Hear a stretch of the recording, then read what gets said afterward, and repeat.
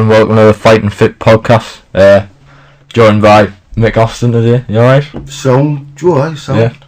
Well, I know we've just been talking about the written fight and stuff, but yeah, it was like hard to watch, really, wasn't it? Aye, absolutely, aye. Aye, it was. I thought Written tried to bully the fight. He was hitting him, he shot, and you could see what he was doing. He was trying to hit him with that ramrod jab, but the guy was just a bit too physical for him, wasn't he? Yeah, I mean, he's strong. He's got really long arms as well, doesn't he? Like he's a funny shape. He's like very just get physical, but them you're just too physical for Written. Yeah, and you know, but Written, you know, I mean, he went out in his shield like he's always. Yeah, definitely. And he's a credit to all of us, but just a shame, like, you know, but what a career he's had anyway. Yeah, he's done really well, especially like the big shows that he's brought up here and stuff. Aye. Yeah, he's done great. Like, and I know you said you hadn't watched the Tommy Ward fight, but he like went out in his shield as well. He had a right go, you know what I mean, against a good kid. Well, he's the same, isn't he? I mean, he's like his brother. I remember his brother fighting. I remember his brother when he was unbeaten. There wasn't a fight for him, so he gave a stone away to a contender. Yeah. Aye, and it didn't work out for him. But sometimes fighters, you know, like when you look at the likes of them fighters, them's game. That's 2 game. That when you're giving, I think he might have given more than 14 pound away. Yeah. His brother, and he ended up getting badly knocked out, and it didn't enhance his career. So, but I understand Tommy fighting like that, you know. Yeah. Aye. Well, I know I was talking about like your time in America and stuff, which you've been talking about a bit there, and you were saying, so I was just gonna ask how you like ended up sparring like with like Pazienza and stuff like that, how that like came to happen. Aye, the reason I was sparring with Vinny, I've always like, I'm a buff, you know, like I'm right into me boxing. Yeah. And I remember I'd been to the States a couple of times, and I'd been out for the Leonard Duran fight, the first one, and I'd been out for the Duran Moore, the second one. You're at the first Leonard Duran fight. Aye. Yeah. Aye. And so I'm mad about me boxing. So, and when I was out there, I remember Pernell Whittaker and them coming through, and at the Duran Moore fight, they were saying they signed a load of fighters from the '84 Olympics, Meldrick Taylor, Whittaker, Hollifield, and I heard them mention Pazienza. But a couple of years later, I followed the boxing news, and he was making waves up in Rhode Island. He was bashing a lot of people up, and I'd got a job in America on a summer camp, and I'd been gone out with this young lass who was who ended up going to a college in Rhode Island, a university, and I was just bumming about England. I wasn't staying out, and I knew that Pazienza was there. And anyway, what happened was I'd been to Australia, and the idea was I didn't want to come back home because I was out of Rome at the time. You know, the pickyard strikes had just been, it was just crap, and my brother, Tom was over there, my mother was over there, no? Yeah. And I thought to myself, well, I'm going to go back to the States, and I knew this, and Tom wanted to turn pro. Tom was in Newark, he was sparring with Buddy McGirt and all that, but he was working for these people, and there's some restraints on him, but he was on about turning pro, and he says to me, do you fancy having to go? And I was about 20 pound overweight. I'd been drinking alcohol, smoking everything, and just really went right out of shape. But I knew that I wanted to be in Rhode Island, and I phoned my ex-bird up, my bird, and I says, will you phone up? I says, I can get up there if you phone up Pazienza and ask him if he wants a sparring partner.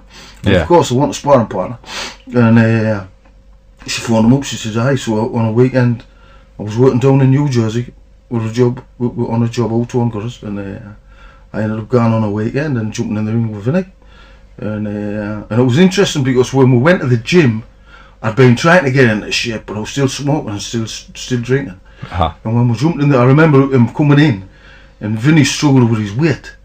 But when he come in, he just lost the lightweight title of Greg Hogan. And Vinny come in the gym. He was about 160, and he looked fantastic. He looked great. You know what I mean? But 160 with the lightweight's 135, 25. So Vinny should have been fighting a middleweight then. But when he come in the gym, I thought, look at this much. You know, real healthy, real. And we started sparring, and Steph was there. And I remember getting stuck into Vinny. And I was a bit like your dad, you know what I mean? Like, I was like with me, it's all about any good fighter. It's about the pressure, it's about bashing somebody up as quick as you can, with as short punches as you can, so they didn't know what's happening with them. So I got stuck into Vinny like that, and Vinny must have thought, right, well, and just to sort us out, he'd done us with a body shot, and I think he'd done it because there was a bird there and all. There was a bit of vanity with him, you know what I mean? A bit of vanity with him like that, and.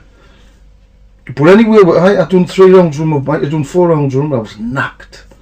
And then he says, come back the next year.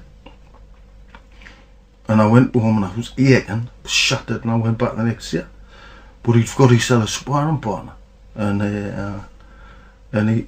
he'd just been talking to somebody up in, a guy who used to be Larry Holmes' conditioner, who was up in Vermont, and he was going to training camp in Vermont. He says, do you want to come? I says, I'll come up with you.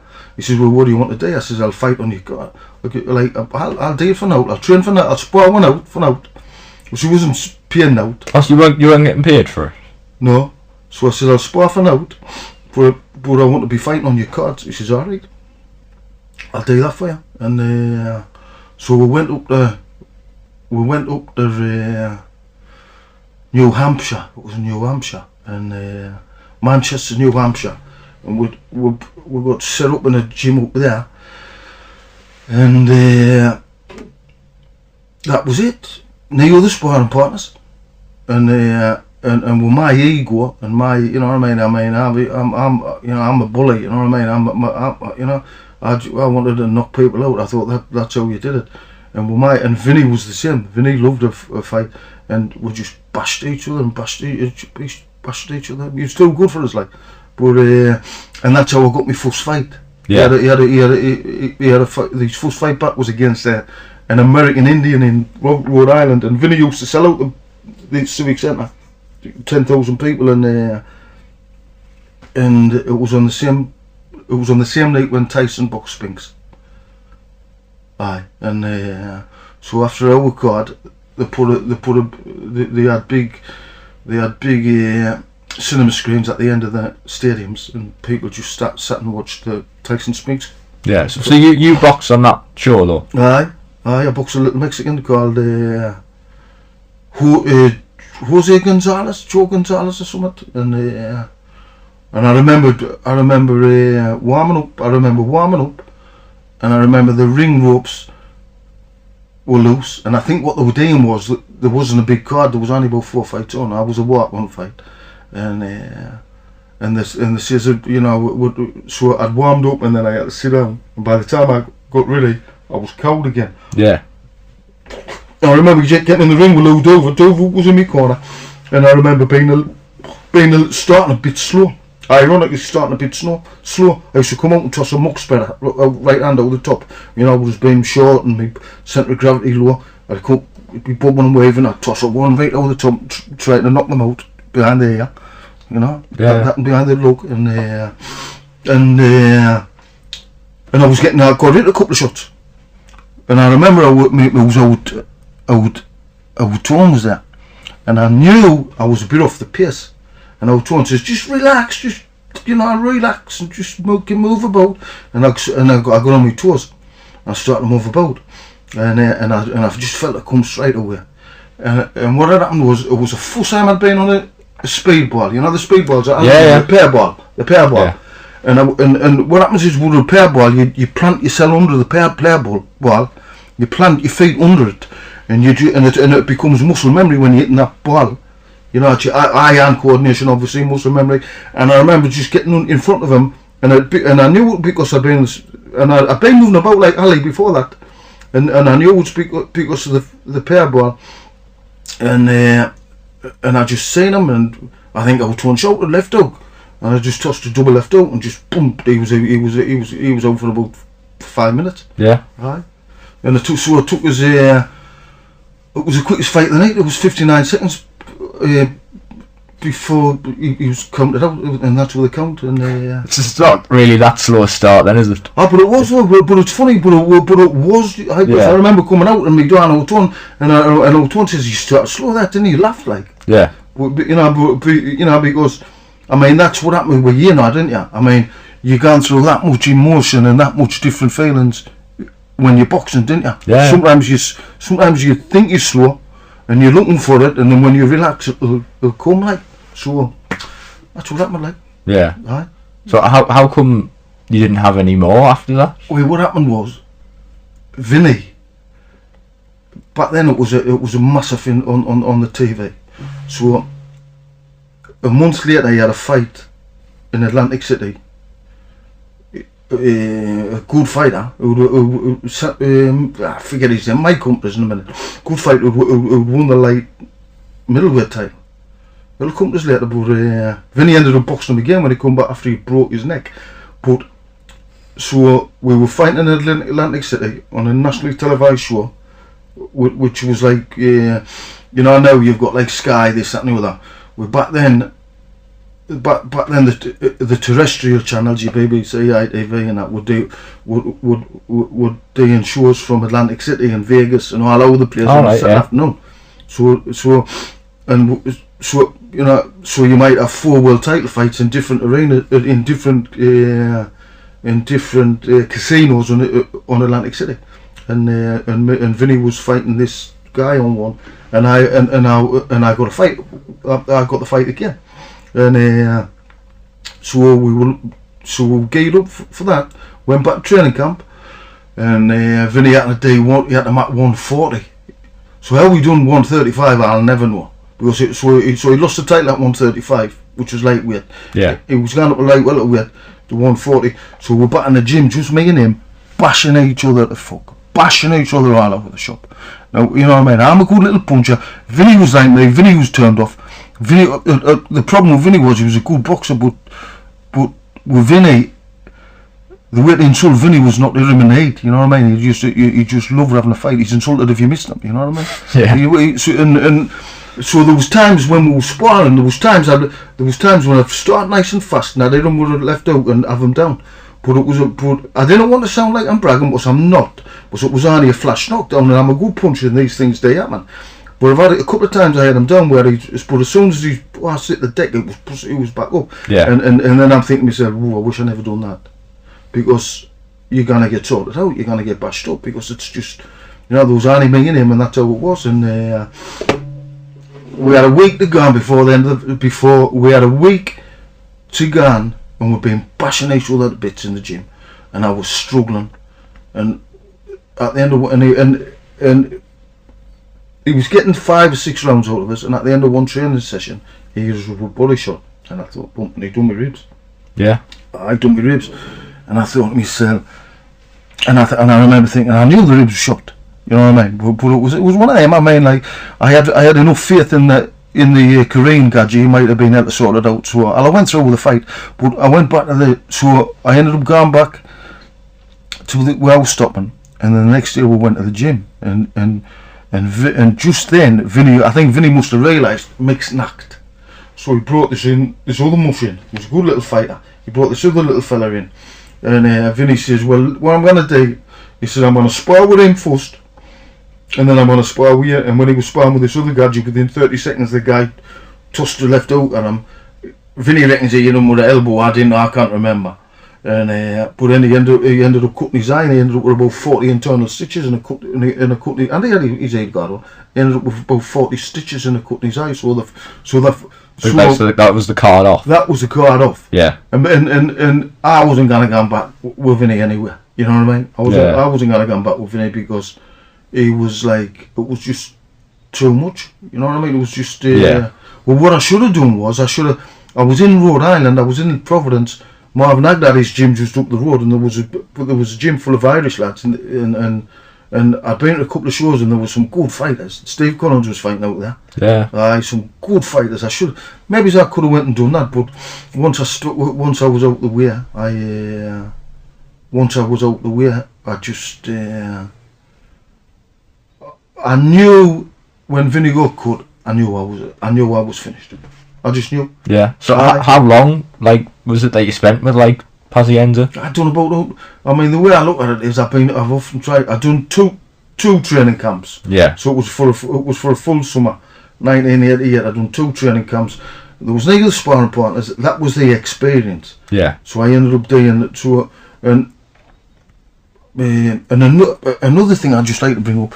This little Korean fella, I didn't know where he got this from, but he had us, and we were training. It was a heat wave. So you know what a heat wave is? Yeah. Heat wave is 7 days. An official heat wave, I think, is 7 days of over 100 degrees. Right? So we're training a heat wave, and we're training in an attic in this sports club. So it was neat. So it was even worse. So when we were training, what's that doing about it? You want about a heat wave? Well, this heat wave. So when I was training with him, I tell you, I took too many punches. Make sure you get that on there. When we were training, it just depleted us. Yeah. And that's what done. I mean, I seen him struggling to come down to 140, and the fight after that, he fought Roger Mayweather for the light welterweight title, and he nearly died with dehydration. Yeah. Mayweather had him down in the 12th round. He went to hospital, and he says he had an experience where he was dying, like. So, yeah. And when I was with him, I went through this with him. It was only me and him. It was only me and him sparring. And what happened was he went from 160, great at 160. Because he wasn't cutting any weight at 160. 160 was great. You know, after he broke his neck. No, before he broke his neck, when Kevin Rooney come in, he went up 3 divisions. He went up to light middle, and he won the light middleweight title, didn't he? Yeah. So he should have been up there, but at 160, you know, without any steroids. I mean, I think he was tapping them then. You know what I mean? All right, yeah. Where I think there would, you know, there was a lot of. I mean, he would push us about, and I'm thinking, I was that powerful, you know. But my point is that when I was with him, as the weight went off him, he became more and more belligerent, if you want. Yeah. You know, because you haven't got he didn't have the energy. All the punch resistance to punch went down as well. No, all he wanted to do was fight. All he wanted to do was brawl. You know, he was starving. He was mean as a dog. You know what I mean? I'm trying to hit him on the chin to knock him out, making him mean. Well, that's me for you. You know what I mean? And I knew about 2 weeks before the fight, they were putting him on the scales, and he was still 15 pound overweight. And I'm thinking, this kid's going to end up in trouble here. Yeah. You know what I mean? So you were telling us a story before about Roger Mayweather. When does that fit into all this? When was that? Well, I'm always in gyms. Yeah. I'm always in gyms. Do you want to tell that story about Roger Mayweather? Yeah. Right. If you don't mind. I was going through a divorce. I got kicked out by me ex, right? And a mate of mine was in Pennsylvania. Stewie Hanson's brother, Stephen Hanson. You know, Stewie, you know, everybody knows Stewie. And they were going out west, and I thought, I might as well have a holiday and going out west. Anyway, we ended up in Las Vegas. And I said, we're going down to Johnny Toko's gym. And we went down to the gym. We found it, and we went in, and Roger was there. Well, I remember Roger fighting Vinny.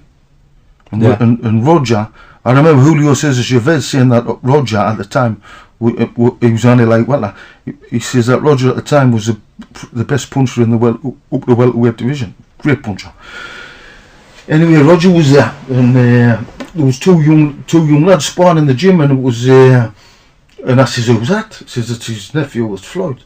So it was Floyd. It was in the gym. Yeah. It must have 1994. So was this before he was pro, or? I think it was just turning pro. I think so he'd been to the Olympics and stuff. When did he get the Olympics? Was it 92 or 94? I think it was 94, wasn't it? I can't remember. I'm not sure. Anyway, but he was in the ring, and I'm watching it, and he was sparring with DeMarcus Corley, and this is relevant and all, because I was watching them and thinking, well, they're not doing that. And I've been on other training camps. I was on a Holyfield training camp when he fought Lewis. And he went through 3 sparring partners without doing out. And I'm thinking, well, what they're doing? They're not doing out. And basically what they showed us was, well, basically what happened was I realised that that's how you do it. You know what I mean? You train for different things, you lay back, you do, you didn't burn yourself out, whereas me and Pazienza would just having wars. Killing each other. Yeah. I thought that was out of day, but doing out, I couldn't believe it. Yeah. You know, Lewis is paying, I'm thinking, he's paying these for doing that, they're doing out. And the man you would say them, great work, Nate. I think, great work, I'd do better than that, and I'm only 5'5". But, you know what I mean? This is what I thought, we're getting back to Roger. So we're sitting there, Johnny Talk was there, me and Stevie Hansen sitting there, some other kid who was touring with us. There's a couple of other fighters in the gym, and then Floyd's in the gym with Marcus Corley, who won a world light welterweight title. And then somebody come in with a big block of cocaine, big block of stuff. And I thought, so straight away we're looking at Roger. And Roger knew, the Mayweathers must run Vegas. They've got to. You know what I mean? Yeah. They've got to, and Roger's looking at us, you couldn't. It stuck out like a sore thumb, and it wasn't one of them where you didn't dare look. You was like, what's going on there? Roger's, just like in the movies, opened it up, tasting it with his, dabbing his finger and tasting it, and he says, "Them's alright." So he must have looked at us and thought they were alright, but. Crazy surreal experience. And this is all going on while Floyd's in the ring. While 2 foot away from the ring, Floyd's didn't miss a beat, not a beat. And like Roger looking up now and again, said, "Just keep your distance. You're doing all right, you know." But funny, man, funny, Yeah. Right. I'll tell you some funny stories, man. Right, some great ones. Yeah. Yeah, well, I was just you go over to the International Boxing Hall of Fame every year. Is it every year that you go still, or? I have been gone every year. I think I missed one through. COVID, but I didn't think it was on then anyway. So I think over COVID I missed 2. So I haven't missed one yet. Yeah. Aye. Well, I've seen the video of you like talking to Pazienza and stuff like that. Yeah. It looks great. Like you put it on it if you can. I'd stick. I'll try and find it. Aye. A quick follow-up.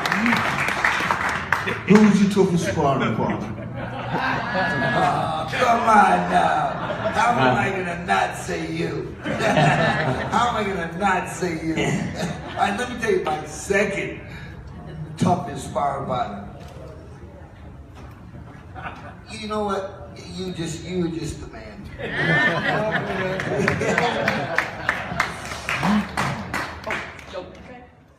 But because like they're all there, aren't they? All the big names and stuff. I'll come. Tyson and all them come. Yeah. Aye. I bet I talk to them. I get them all on. I talk to them and listen to them. But Vinny's the businessman. But Tyson, aye. Vinny used to room with Tyson. All right. When was this? When they were amateurs. They used to room. And Vinny, and I remember Vinny telling us then because when I was with Vinny, Tyson was the next big thing. Yeah. That was when he was massive. Just before he knocked Spinks out. That was his pinnacle. Yeah. You said it was the same night, wasn't it? Aye. And but Vinny said he was he says he's a very uncompromising individual. That's all I want to really say. What he said, Right. Yeah. Aye. But like, I don't know who's going to be listening to this podcast, but like, some of the old characters in Sunderland, I've got an old mate of mine, Bobby Buick. You know Bobby Buick? I don't. He used to be a Sunderland coach, didn't he? I don't know. He wasn't a Sunderland coach, so I'd have him. They wouldn't have him because he'd not shut his mouth. Right. Because he tells everybody. But he was training with Terry Lawless and all them, and I used to listen to people, but I would never listen to them. And he'd been down talking to Brendan Ingle, Nazim's manager. Not Brendan Ingle. And Brendan turned around and he tried to show Bobby, and Bobby come back and he was telling me, he says, I was down there with Brendan Ingle. He says, very good thinker. I says, aye. He says, what do you do? He says, if I had you in the gym He says, what I do with bombing them is I get them sparring 4 or 5 rounds and I didn't let them into the other sparring partners. And that's when we, and so, you know, for me to not want to listen to people, and I'll not listen to Bobby, but I just, you know, it's just one of them things, personalities, whatever, but I put it in me, you know, I mean, your greatest teachers are sometimes the people who you didn't think are going to teach you, you know. Yeah. Right? So like just doing rounds where you can only like defend. Is that the? That's what he had him doing, eh? Yeah. That's what he had. That's what Brendan had. Nazim and all them doing, eh? Aye. Well, they all had like a different style, didn't they? Aye. But you know, I mean, but you know, like, I just think it's relevant to see. My problem was I used to put my head in, and I remember sparring with Carl Duke one day. And Carl was a beautifully balanced fighter, and I'm trying to, and he had us mad, and I tried to rush him, and I tried to just get stuck into him, and I ran into him, and he put his head down, and I'd already had this tooth knocked down my throat, so it was half dead anyway. So Carl had put his head down, I ran into him with my fault, with my head up, and he killed the nerve in the tooth. And I remember with Bobby, it was with Bobby and them saying it. It's called Customato talk about it. To talk about the main thing for a fighter is control and fear. If you can control your fear, because we've all got fear, we've all got insecurities. Some of us have different insecurities. But mine was, the problem I had was, I was learning how to focus. But as soon as I got a crack, everything went out the window. I just wanted to raise war again. And that's why I would never have beat the best ones. And but after sparring with Jokey, and I ended up down in London with Casey, Sean Casey, and I asked Casey, we went to the gym, they wouldn't let me spar with any of them in the gym because I'm trying to break everybody's nose. But what I done was, I'm never gonna learn how to focus. So what I done was, I ended up sparring without a head guard and without a gum shield, and I've got this bad tooth. So when they were hitting the tooth, it was like an electric shock, and I was just going rad and trying to get mucked into it. And is that, they don't want that either? They don't want people like coming to try and stick it on them? Well, I mean, it happens. I mean, it's always going to happen. I mean, because the nature of the game is, the nature of human beings is we fight because we want to fight. You know what I mean? We're 2 arms, 2 legs. I mean, but my point is, I mean, it was Vinny who lent us out the date. Because with Vinny, I had to stop him. If he says do 5 rounds or 6 rounds, I was getting bashed all over the place. But what I'm on about is to use the fear. When I was sparring without the gum shield and they were hitting that tooth and it was killing us, within 2 or 3 sessions, nobody was hitting my head. Yeah. So I was using my fear. And I've heard people say it. And all. I heard Kevin Rooney and them talking about it. They reckon, and Rooney says the only way, and he said it's like a deer who's in a field and the hunters are trying to hunt it. He says, and the deers can do magnificent reflex reactions to get out the way of the bullets or whatever. You know what I mean? So, you know, and if you watch a great fighter who's in control of his fear, they can do certain things that people couldn't tell you. Like Ali couldn't tell you how he did the rope up. Yeah. You know what I mean? He just, but he knows how to do it. He knows he can do it, but he couldn't tell you exactly how to do it because it's magic. You know what I mean? Yeah. It's just like natural. It's magic. It's magic. You know, and like that's how. That's you know. So there was me and Sean Casey, and then I went to Vinny, and I realised that fear. And there were certain ways, you know. I mean, Vinny was a bully and all. Vinny had a bad right hand. So when we were sparring after 3 rounds, we're sparring in 100 degree heat. He's an athlete. I'm not that athlete at the time. So after 12 minutes, he goes on the ropes and he's banging away at us. And your brain starts doing different things. You learn how to fight on the ropes. And do you know how people do this? The rope dope. I'll tell you who do the rope dope. It's an extension of the Achilles. They're relaxed on the ropes as they're leaning, as they're coming either in or off the ropes. It's the Achilles that makes them really lean away. You know, I've taught to Ken Buchanan. He did it against a mate of mine, George Feeney. It's and if you ask the great ones, they'll show you. They cannot really tell you, but they'll show you. To show you. Aye, but you You know what I mean? But like Vinny, you know, I realised I had him on the ropes and he couldn't do nobody, and then he would try to throw a left hook. Well, I knew his right hand was dodgy, so instead of him waiting for the left hook, I would just move on to his right hand. He couldn't hurt us with the right hand. I knew he couldn't hurt us with the right hand because he's got a dodgy right hand. Man, he still goes off the ropes. He just run in, just grab hold of us and just sling us in the middle of the ring. He bashes off the ropes. Yeah. You know what I mean? But you know, you learn. You know what I mean? And you know, it's something you didn't really learn. I think it's something you require. Yeah. And in it, you know, the more it's like being a builder. But, you know, it's all just experience, isn't it? It's something you require, right? Well, I remember sparring Carl Dukes when I was about 11 or 12 or something, and I'm just throwing like a million punches. And I don't think I hit him once. We did one round. He was laying back on the ropes, and I just couldn't hit him. I've only been about 11 or 12 or something. But balance. It's his balance. He couldn't land the glove on him. He couldn't tell you how to do it. He couldn't tell you how he was doing it. I really couldn't. I remember me door. I was boxing a southpaw. I remember me door saying to him, we didn't have a southpaw in the gym, and me door saying to him, turn southpaw, mate. And I'm thinking, well, but he's not a southpaw, so I should be all right there. Couldn't hear him. And the more I couldn't hear him, the more mad I was getting. But you couldn't hear him, just balance. You know, it's a fear. You understood. Yeah. You understood that. You understood that fear. You're a good fighter. Yeah, well, obviously I was only a kid, so he's just like tapping us on the top of the head and just winding us up more than anything, and then I'm like proper letting loads of shots go. And honestly, I genuinely don't think I hit him. No, he's a good fighter. Balance. Yeah. Right, balance. So your dad was a coach, wasn't it? Is that how you got like started in boxing? Well, my dad was a fighter. All right. My granddad was a fighter. And you're going back to the depression then. You're going back to the depression, and they reckon those things were that bad. I've listened to my dad, and my dad reckons any time there was a few bob going to spare is when the Hopkins was on in Newcastle. You know, where the Hopkins is the fair. Right. Where all the skinned blokes had gone and they fight in the boxing booths. And they reckon and I've heard old men say that the only person they never seen go beat was my granddad. Yeah. They reckon he was a right mush. But my dad was, you know. I mean, I never seen my dad box, and he never did box, but they reckon he was a good one. But I seen him have a go a few times, and my dad couldn't walk past.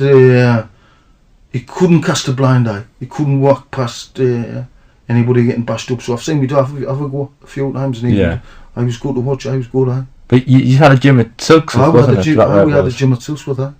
I owned the gym. And my brother, I won a national title at Lampton Street. Right.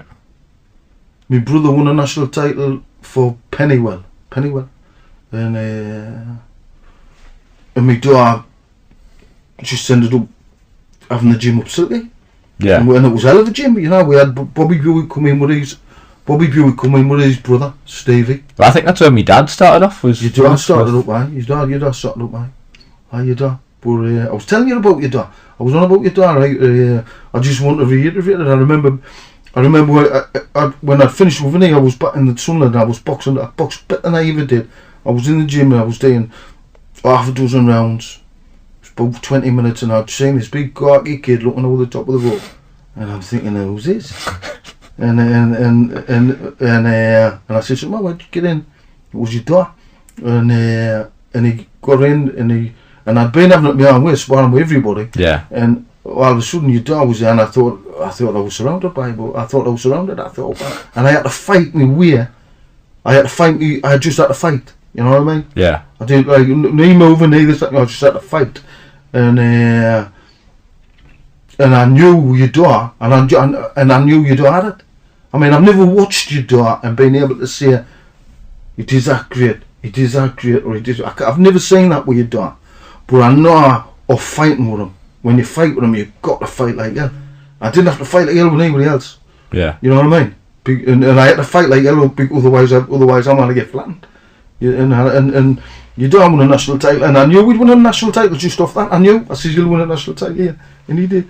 Yeah. Aye, good, couldn't you, dad? Couldn't. I think you're the same. Aye, Yeah. Aye. Cheers. Aye. Aye, you know what I mean? It's that, you know, you're quick. You know, quick twitch muscles, you know. Yeah. Aye, quick and, I was a good fighter, good topper. I'm not going to talk about them any longer. I know. He's going to love this, isn't he? Aye, we are. Well, that's great. I think we'll might just leave it there. Like. Aye, well, I'll reach you, aye. Right, thanks for coming on. Welcome, brother. Love you, man.